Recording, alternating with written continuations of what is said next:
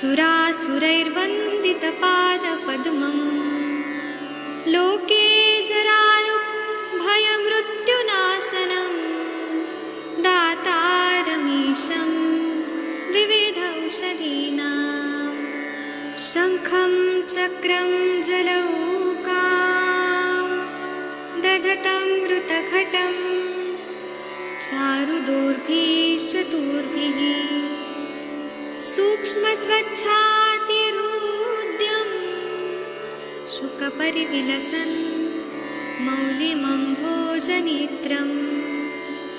कालाम्भोदोज्ज्वलाङ्गं कटितटविलसच्चारुपीताम्बराढ्यं वन्दे धन्वन्तरीतं निखिलगदवन् प्रौढदावाग्निलीलं प्रौढदावाग्निलीलं प्रौढदावाग्निलीलं।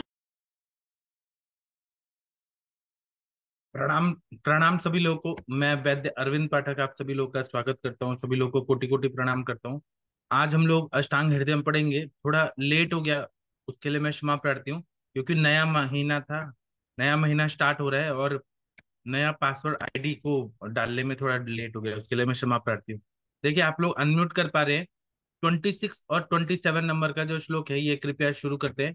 तो सबसे पहले डॉक्टर राम कुमार जी, आप कृपया शुरू कर सकते हैं। डॉक्टर राम सर, देखिए अनम्यूट कर पा रहे हैं कि नहीं, देखिए। Yes sir, yes sir. प्रणाम सर। आप प्रणाम सर। आप 26 27 वाला श्लोक पढ़िए, सब लोग पीछे पीछे बोलेंगे। अभेदात पक्का पक्क सोफस वृणे चार पत्थे से बिना। जी, पढ़िए सब लोग। हरिहर सर पीछे पीछे बोलिए। मनीषा मैडम, गंगवार सर, नहीं तो सर आप ही बोलिए। ठीक हाँ, है। महादेव। अनुप्रविश्य मांसादीन दूरम पूयो अभिघाविति। बोलिए। अनुप्रविश्य मासान्दीन् दूरं पुयो अभिधावति। गति सा दूर गमानाड्डे नाड़ीव संसुस्त्रे। गति सा दूर्गां मान नाड़ी नाड़ीव संसृते। नाड्य का अन्नजुर्नस्य सेवानेक गर्ति गर्ते गति गति। नाड़ेन कान अनुर्जुन येषा सावेन गतिर्गति। सेवानेकागतिर्निर्गतम्। चलिए, इसका हिंदी वाला पढ़ेंगे। ये हिंदी वाला पढ़िए सर। नाड़ी व्रण के लक्षण। ना, नाड़ी व्रण के लक्षण। पक पक सोप के विधि न करने से तथा व्रण में अपथ्य सेवन करने वाले पुरुष के व्रण में पीयू मांस आदि धातुओं में प्रविष्ट होकर दूर पहुंच जाती है। दूर जाने से इसको गति कहते हैं। नाड़ी पानी से भरी मछली नलिका की भांति बहने से इसको नाड़ी कहते हैं। अन्य आचार्यों के मत से एक एवं टेढ़ी अस्पष्ट को नाड़ी कहते हैं। यह नाड़ी जब अनेक मार्ग वाली होती है तब गति कहते हैं। हाँ, तो ये नाड़ी व्रण के बारे में बता रहे हैं कि पक व शोफ। शोफ जो है वो पक गया, कोई घाव पक गया और उसको हमने अंदर से पस वगैरह नहीं निकाला, विदीर्ण नहीं किया, तो व्रण में अगर कोई अपथ्य सेवन करने वाला पुरुष है तो व्रण में पूरे मांस आदि धातुओं में प्रविष्ट होकर दूर तक पहुंच जाती है, अंदर ही अंदर वो फैलते जाती है। उसका मूल रहता है ना अंदर, वो जड़ फैलते जाते हैं, इन्फेक्शन फैलते जाते हैं और दूर जाने से इसको गति कहते हैं। नाड़ी पानी से भरी नलिका की भांति बहने से इसको नाड़ी कहते हैं। अन्य आचार्यों के मत से एक एवं टेढ़ी अस्पष्ट को नाड़ी कहते हैं। यही नाड़ी जब अनेक मार्ग वाली होती है तब उसको गति कहते हैं। चलिए, इसकी टीका पढ़ेंगे, संस्कृत वाला। हाँ सर, कृपया ये संस्कृत वाला पढ़ दीजिए। पक्व शो। पक सोपस्या भेद नाद पथ्य सेविनिश्च पुषो वृणे पियो मासादीन नुप्रवेश्य दूर व्रजति सा दूर गमनात् गति ऋतु उच्यते। नाडीव ससूत्र ने नाड़ी त्युच्यते अन्येषा तु तंत्रकृता मत एका नाड्य नाड्यतृजु वक्र बका नाड़ी तुच्यते सेव नाडे नाड्यनेक गति रे गति ऋतु चेत इति। हाँ, जब पक व शोफस्य अभेदनात् अपथ्य सेविनश्च, मतलब पका हुआ शोफ है उसका अभेदन किया, मतलब भेदन नहीं किया, और उसने अपथ्य सेवन किया, तो पुंसो व्रणो पोय, पुरुषों में व्रण जो है वह पोय युक्त हो जाता है। मासांदिन अनुप्रविश्य, मास आदि में वो अनुप्रवेश बहुत अंदर तक जाके दूर व्रजति, दूर तक चला जाता है। स दूरगमनात् गति रिच्यते, जब वह दूर तक अंदर अंदर अंदर पस जैसा फैलते जाते हैं तो उसको हम गति बोलते हैं। नाड़ी और सस्त्रुते नाड़ी तो उच्यते, नाड़ी जब वहां से पानी निकलता है इसलिए उसको, जैसे नलिका जैसी है, नाली में जैसे पानी आते रहता है वैसे सस्त्रुते वहां से पानी आता है इसलिए उसको नाड़ी कहते हैं। अन्य शब्द तो तंत्र कृता मता एक एका, मतलब अनेक दूसरे तंत्र तंत्रों में जो तंत्रकार हैं वो बोलते हैं कि नाड़ी रिजु वक्रा नाड़ी तुच्यते, जो नाड़ी जैसा रहता है इसलिए उसको नाड़ी कहते हैं। एक गति वाला, एक ऐसे नलिका जैसा रहता है। तब नाड़ी अनेक गति रहती उच्यते, और वही नाड़ी अनेक गतियों तक होती है, अनेक अनेक उसके अंदर अंदर बहुत फैल जाते हैं तो उसको गति कहते हैं। चलिए आदरणीय हरिहर सर 28 नंबर का श्लोक पढ़िए। हरिहर सर। जी सर। हाँ, पढ़िए। सा दोष ही। सर स्किन पे नहीं आता। स्क्रीन पे नहीं आ रहा अभी, देखिए 28। नहीं तो महाजन सर आप पढ़िए प्लीज। हाँ जी प्रणाम सर। सादोषे पृथ्वी एक स्थे शल्य हेतुश्च पश्चिमी। बोलिए सब लोग। तादोषः पृथ्व्येकस्थैः शल्यहेतुश्च पश्चिमी पंचमी। चलिए हम इसका हिंदी वाला पढ़ते हैं। हाँ, 28 पढ़िए महाजन सर। हाँ जी आया नहीं अभी। हाँ जी, ये नाड़ी 5 प्रकार की है। वात आदि दोषों से 3, चौथी सन्निपात से, और 5वीं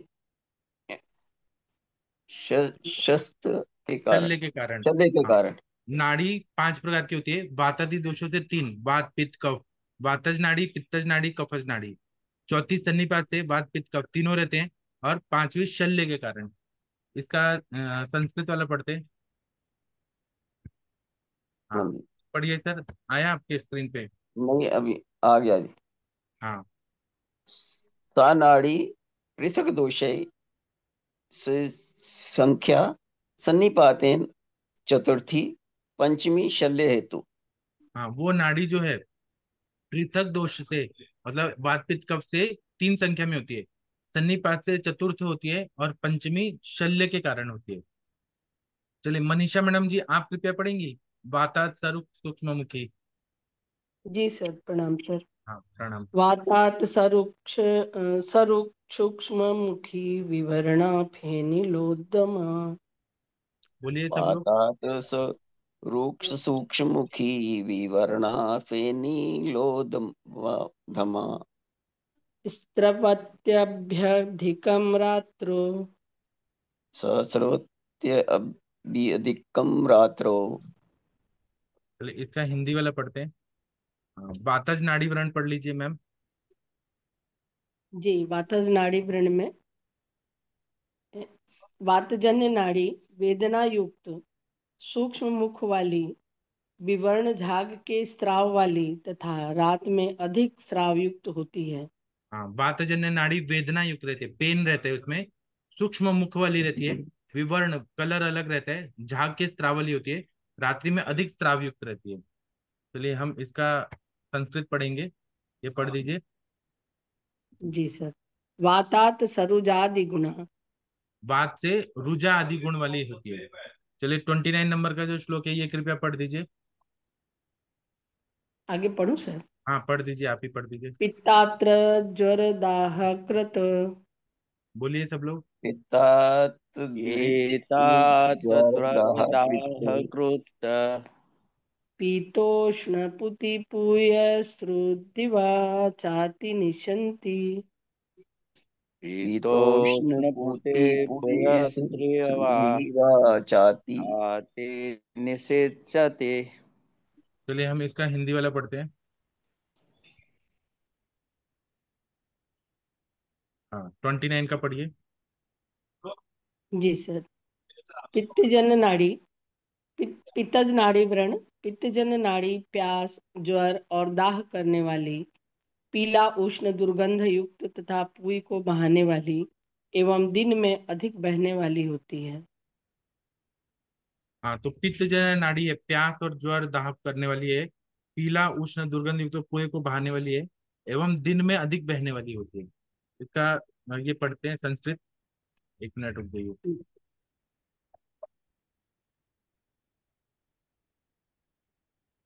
हाँ ये पढ़ दीजिए। जी सर। थोड़ा आज स्क्रीन ना गड़बड़ हो रहा है। हाँ अभी देखिए आया। हाँ जी, हाँ जी। पित्तात्र डकादिकृत पित्तोष्ण पूति पुये स्त्रावी दिवसे चातिशयेन स्त्रवती। हाँ पित्ता त्रिडाधिकृत, पित्त के वजह से प्यास आदि लगता है। पित्तोष्ण पुतिपोय स्रावी, पीला उष्ण पुतिपोय स्रावी रहता है। दिवसे चाति शयन स्रवती, दिन में बहुत ज्यादा स्त्रवित होता है। चलिए 30 नंबर का जो श्लोक है आदरणीय राम सर आप पढ़ेंगे 30 नंबर का श्लोक। जी सर। नहीं पढ़ दे रही हूँ सर। हाँ पढ़िए जी सर। कोई भी पढ़िए। घन पिच्छे पिच्छल घन पिच्छल सम संस्रावा कंडूला कठिना कफात। पढ़िए। घन घन पिचिल पिच्छल संस्रावा कठिना कठिना कपात कठिना कफात। निशेचाभ्याघि कलेन्द्र निशीचाभ्य निशीचाभ्यधिकलेन्द्र कलेदा। इसका हम सर्वे हिंदी में। सर, हाँ ये भी पढ़ लीजिए। हाँ सर्वे सर्वाकृति जय जयते जय जय जयते। त्यजेत सर्वे त्यज्य। सर्वे सर्वाकृति सर्वाकृति त्यजेत। त्यजेत चलिए इसका। त्यजेत। हाँ इसका हिंदी वाला पढ़ दीजिए। स्क्रीन पे आया। हाँ सर आया। कफ चलिए। जन नाड़ी घट पिच्छल पिच्छल स्राव वाली कंडू युक्त और कठिन होती है, रात में अधिक क्लेद वाली होती है। सन्निपातज नाड़ी में तीनों दोषों के लक्षण होते हैं। यह असाध्य है। हाँ तो कफजन्य नाड़ी घट है। घट पिच्छिल स्त्राव वाली कंडयुक्त और कठिन होती है, रात में अधिक क्लेद वाली होती है। स्तनिपात जन्य नाड़ी में तीनों दोषों के लक्षण होते हैं और ये असाध्य होती है। चलिए इसका टीका पढ़ दीजिए।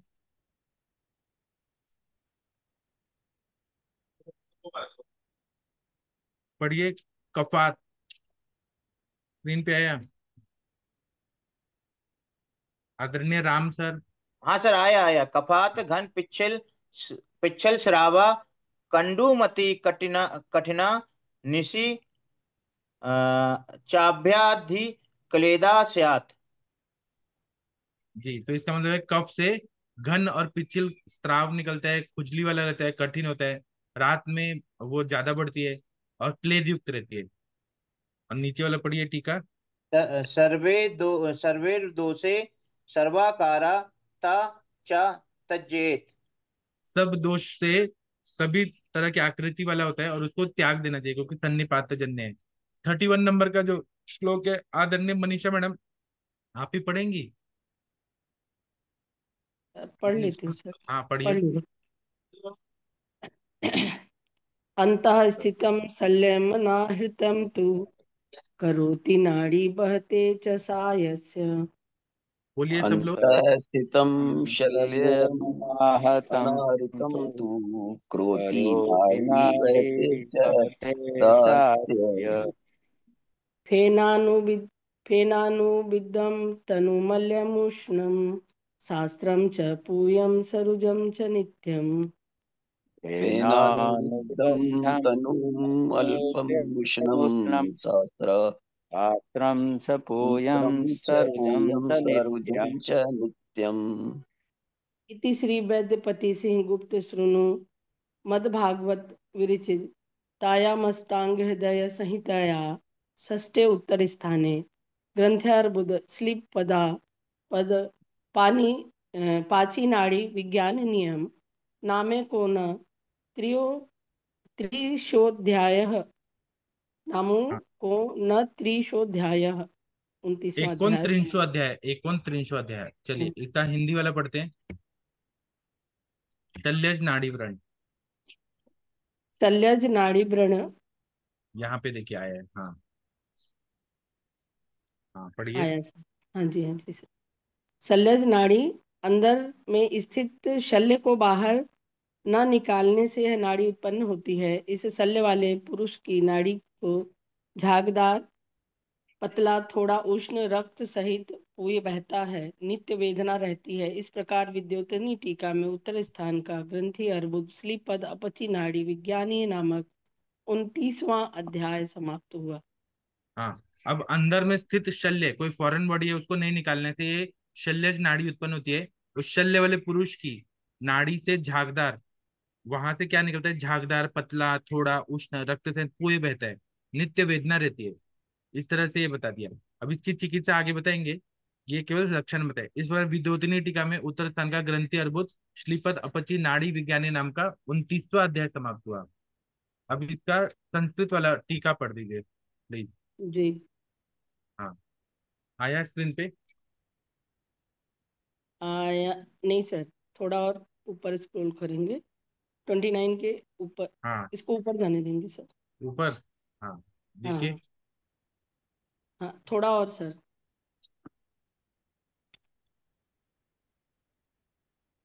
देखिए आया। समाप्त के समाप्त तक आया सर, उसके तो उसको ऊपर ऊपर पढ़िए और। ना, अंतरे स्थित, वो पढ़िए ना, अंतरे स्थित। हाँ जी, हाँ जी। अंतरे स्थित शल्य मनाकृष्ट सन्नाड़ीं करोति अस्य च शल्यवत् पुष सा नाड़ी फेनिल तन्वादिगुण च पूयं नित्यमेव सरुजं वहत् इति उपाजति वृतम् इति श्री मृगांगदत्त पुत्र श्री मरुदत्त ऋचि चितया अष्टांग हृदय टीकया सर्वांग सुंदराख्याया षष्ठ उत्तर स्थाने ग्रंथ अर्बुद श्रीपद पचिनाड़ी विज्ञानीय नाम एको एकोन त्रिंशोध्याय समाप्त। हाँ, अंतरे स्थित शल्य मनाकृष्ट सा नाड़िम करोति, मतलब अंदर में स्थित है शल्य और उसको हमने नहीं निकाला तो वो नाड़ी व्रण करता है। तो वह शल्य वाला जो नाड़ी है वो शल्यवत पुंस है, जैसा शल्य होगा उस तरह से होगा। वो नाड़ी से फेनिल तनु आदि गुण वाला पोय निकलेगा, नित्य में कंटिन्यू निकलेगा और कंटिन्यू पेन रहेगा। इसमें ये श्लोक में उपजाति वृत्त नाम का प्रयोग किया गया है। इस तरह से श्री मृगांक दत्त के पुत्र श्री अरुण दत्त जी ने जो अष्टांग हृदय टीका का सर्वांग सुंदर व्याख्या, जो षष्ठ उत्तर स्थान है उसमें ग्रंथि अर्बुद लिपि अपची नाड़ी विज्ञान नाम का 29 नंबर का अध्याय है वो समाप्त हुआ। तो आदरणीय मनीषा मैडम, आप कृपया भगवान का प्रेयर कर दीजिए प्लीज। हाँ जी सर। या देवी सर्वभूतेषु शक्तिरूपेण संस्थितां नमस्तस्यै नमस्तस्यै नमस्तस्यै नमो नमः। या देवी सर्वभूतेषु विद्यारूपेण संस्थितां नमस्तस्यै नमस्तस्यै नमस्तस्यै नमो नमः। ॐ भूर्भुवः स्वः तत्सवितुर्वरेण्यं भर्गो देवस्य धीमहि धियो यो नः प्रचोदयात्। ओम शांति शांति शांति। सभी को प्रणाम। थैंक यू, प्रणाम सभी लोगों को। अब हम शाम को मिलेंगे, बस्ती वाला आगे वाला पढ़ेंगे और रात को 9 बजे क्लिनिकल संभाषा होगी। आप लोग अपने अपने पेशेंट लेके आइए, फिर हम बात करेंगे। थैंक यू, प्रणाम सभी लोगों को।